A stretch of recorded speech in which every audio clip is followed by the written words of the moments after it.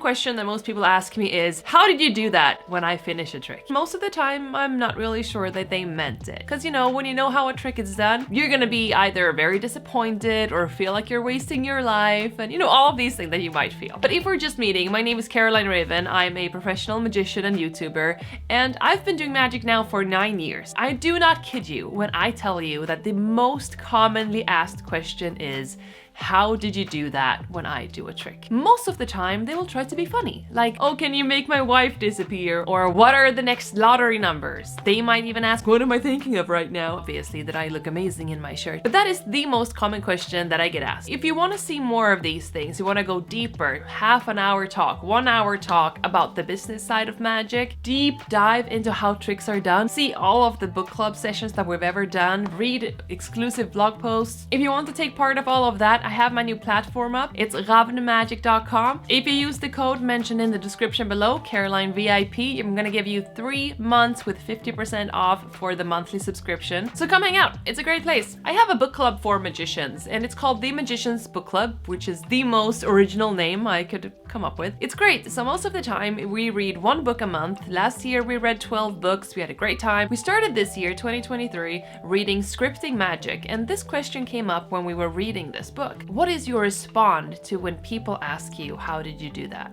As I said, it's the most common question that people ask me, and if you're a magician watching this, I'm sure you have gotten that question a million times too. And when I say a million times too, I mean a million times it's happened to you too, not a million times 2, which is 2 million. Drop it. So in this book, the author claims that what you respond to your audience after being asked that question tells a lot about your character. I think everything you do in front of an audience, even if it's just a private setting like this, will tell something about your characters. I think he's 100% right. So I would love to know, what are your thoughts on this? What do you reply to an audience member when they ask you? Do you take the time to teach them something? And if you do, what do you teach them? So what did I do with this question? I decided to ask a bunch of magicians if they could help out. A couple of weeks ago, I was at a magic conference, so I took the opportunity, of course, to ask magicians face to face, and I recorded it. Many of them had amazing responses. So basically everything that you're sitting and thinking right now, I'm sure you're gonna see some of that in some of the answers. You're gonna see some really, really famous people in there too. Richard Turner!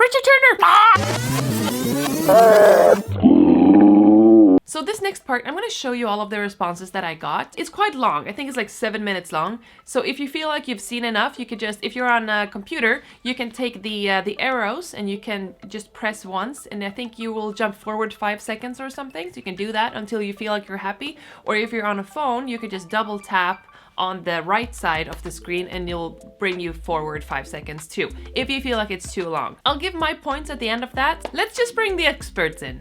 I once met this guy with like horns and a pointy beard, and I had to sign. Anyway, lots and lots of practice. Honestly, I don't have a good answer for that, because every time someone asks it, it's an opportunity for personal engagement. And I really hate whenever anyone asks me something that I just give them some kind of stock answer. So every time someone asks that question, I give an answer that is context dependent. And I think anything else would just seem fake and false, and that's not what magic and interaction is about. Oh, and by the way, if you're getting any value of this, you know what to do. If someone asks, could you explain it? I always say yes. I'm performing right now, but ask me afterwards, and I gladly tell you all about it. It takes about an hour to explain. Just make sure you have an hour, and I gladly explain everything. I find, to be honest, it doesn't happen all that often because of the sorts of shows that I do, but I think when it does happen, I try and do essentially what the politicians do, which is I try and kind of pivot and deflect to something else that I am happy to talk about. So I will quite often sort of pretend that I'm going to explain something, but actually go into a different trick. So if people ask me, how did you know what my card was? I would probably say, well, let me show you something. And I'd go into an ambitious card routine in which I explain. So you see, when you put your card in the bottom of the pack, in the middle of the pack, I actually keep track of it and I'm able to bring it to the top.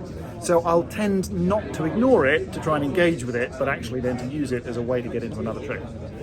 How do you think I did it? That's the answer that gives you the most interesting answer usually. It really depends. If it's a kid, I say it was real magic. Another thing I say to kids is if I'm teaching them a magic trick and they want to learn, I say that magic is like the best homework you can have, because you get to do a miracle by just sitting down and learning how to do a cool trick. It depends on what the trick is. Sometimes I'll say I have no idea. If it's them that's sort of like aiding the magic, then I'll say it was you, and you have to answer that for yourself. And then sometimes I do like this question. I have pseudo methods, so I'll show them something which doesn't explain it, but they think it does, so that I can sort of roundhouse kick them at the end. So there's an example. I do Crazy Man's Handcuffs, and the final phase, I do it where it vanishes, but they have both bands, so I'm away from it. And I say, no, you guys are going to make it come through, and you can see how it works because there's a twist in it, because it's half in, half out. So this is how it works. And then when I get one to move their fingers out and it vanishes, even though it's not the same trick, it like sort of leads down a garden path, and then you jump up a bedroom window. I don't know, and it's driving me crazy. Do you have time for like a 45-minute lecture? I mean, I think a lot of the time I just say, I practice a lot, involves a load of different techniques. But one of the things I say, if it's something that is a bit more mentalism-y, I don't want to sort of claim that it's psychic powers, but I don't want to go and say it's some process like body language reading. I tend to just say that it's a technique that's not very well known and takes a lot of practice. And I quite like saying technique because it's just mysterious and vague enough, but it somehow gives a degree of credibility that it's not a cheap trick. So that's one of the things that I'd say. I can tell you, then I'll have to kill you. Well, I don't think anybody ever really asks me that, because I only do stage shows, and with the exception of cruise ships where I hide in my cabin, I never speak to the audience afterwards. I leave by the back door. Magicians don't keep secrets from people, we keep secrets for people.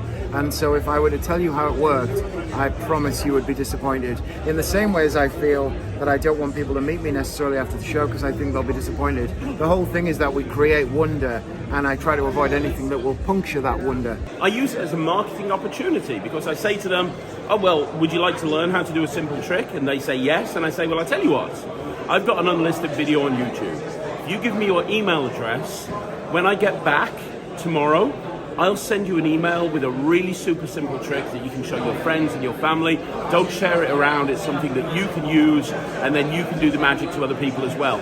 So A, it makes it, because normally when they ask that question, it's because they want to learn something themselves. But B, it gives me a chance to send my email out to them with my website address and everything. And also, I've got their email. So now I can send them stuff that I want to in the future, and I'm in their mind. So I use it as a marketing opportunity. So I say that it's an edge marked deck. It's marked only on one side. So when the card gets reversed, I can see it on one of the sides. And I see exactly where it is and what it is by the binary marking right there, and that's how I did it. It's a difficult question. Very well. I know that's not that good. It would depend on the situation, but one answer I've given before to how do you do that is I say, I'm not going to tell you, and it's not because I'm a mean person or because I don't think you deserve to know the answer, but because I can tell that you really like that and are interested in it, and it's going to be much more memorable and meaningful to you in the long run if we keep it a mystery, because if I tell you, then you're going to be disappointed in how it works. But right now, I want you to hold on to that feeling. 50 years of practice and a lot of self-denial. My answer to this question is two answers. I think I'm realistic to know that most of the time when people say, oh, so you can tell us how you did that, they're asking because they think it's funny, or they're asking to see what I'm going to do, or they're asking in a loud environment in the middle of a show, like a close-up show or something. And in that case, you just have to laugh it off because they're not actually asking the question. But the more interesting situation, I think, is when somebody is genuinely fascinated or doesn't understand that you don't explain them, and they say, well, wait, but can you tell us how that works? I mean, just even a little bit of like how that could even be done. then I think it's a really amazing forum and opportunity to deep dive into explaining why I can't answer that mysteries are important in life, that actually magicians don't keep secrets from you, they keep secrets for you, which is a Michael Weber quote, and go into a little bit of like the psychology of why we don't say how we do these things, because I think it deepens people's appreciation for magic. So I never try and do that if it's going to be pretentious and if I think that they're not really curious. But when I have the opportunity to actually answer the question, I think it's like part of the education of getting people more fluent in how to watch magic. How do you think I did it? That's the answer that gives you the most interesting answer usually. Come up with something better. All right, look at that. So many amazing responses. And did you see that, Richard Turner? That was so cool to meet him in person again. He's amazing. Brag of the day. I've been on stage with him. Not to perform. I was the victim. I mean audience. And let me tell you, I've seen the show twice now, okay? Most of the times when I see a magic show, I love the first performance the most. That is my favorite performance. But when I saw Richard Turner's second time, I have to tell you, I enjoyed it more. Because I was not stressed about fucking up or anything. Because when you're up there, he's blind. Where was I? I think a lot of the things that Joshua J said is right. Most of the time, I'm pretty sure they don't even mean to ask. You know, sometimes you just meet someone and you're like, hey, how you doing? And you don't really ask, how are you doing, buddy? It's more like, ah, hello, that's what you're supposed to say, you know? It's an automatic response. And I think maybe an automatic response after seeing a great trick is, how did you do that? Kind of like a game we have to play with each other. So maybe they don't really want to know. Maybe it's more just they're playing, as we're playing the role of a magician, you know? Maybe they're playing the role of an audience and they possibly know how to do that. Just a thought. But then I also think that when people genuinely ask you, I think it's a great opportunity to just teach them something. Because there's a lot of people out there who have a magic interest, and if I didn't get that opportunity, I would not be here today. It literally changed my life, somebody teaching me a trick. It's one thing knowing how it's done, and it's another thing knowing how to do it, you know? You can spend hours searching for magic on YouTube, and you still have no idea what's going on when you're seeing a professional magician do his gig. We're not doing the double lift as you see it on screen. We're not doing the call when you're expecting us to. And so when we teach people how to actually do tricks, I think it enhances in a way how they will receive magic and see magic moving forward in their life. I'm so happy I know something about music. I can sing and, you know, I know how to play a piano. So whenever I see people who are playing or singing, or I go to the opera, I have a new appreciation, I guess, for what I'm seeing. Because muggles have no idea how to talk about magic if we don't give them the way to talk about this. If you like this kind of content, make sure to subscribe and turn on those notifications so you see when I have a new video coming out. I hope you enjoyed this video and I'll see you in the next one. Bye! What shit did my kids give me now? I have twins, they said. It'll be fun, they said.